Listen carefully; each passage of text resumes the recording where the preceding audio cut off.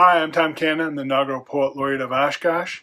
I started this little quick video series just to discuss poetry.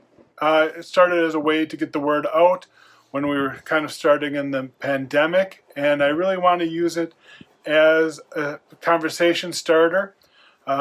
So I have many videos on YouTube that have to do with poetry, quick little watches, and I invite you to go there or to my website, thomascannon.org, and I really want to have a conversation with you. So I would love it if you go to social media and search for Thomas Cannon on Instagram and Facebook and Twitter, and I would really love it if you would join my Facebook group, Oshkosh Poet Laureate. People can post their poems. We can have a discussion about poems. I try to post some poems that mean a lot to me. In this video, I want to talk about an accessible way to start poetry, and that is called opposite poems.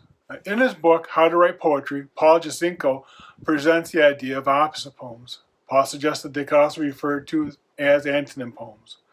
It's wordplay and it's fun to try. I tried out opposite poems at the workshop I put on for the Museum of Writing Instruments in Winneconne.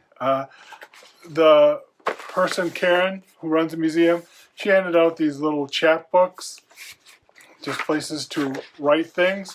And I would really encourage people to find a small notebook and to really give their kids a notebook and have them write stuff.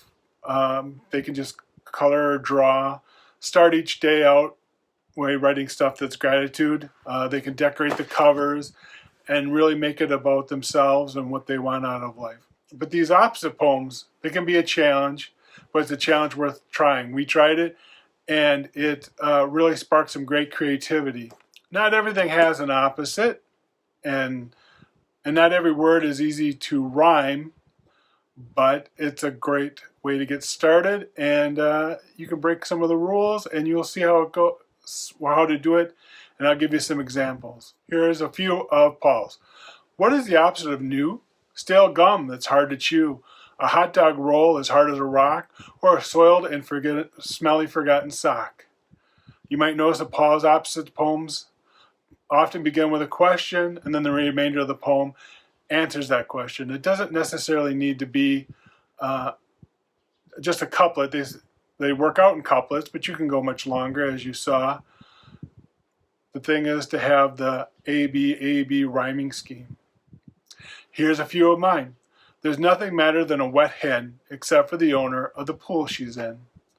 I would love to take my dogs for walks, except he constantly balks.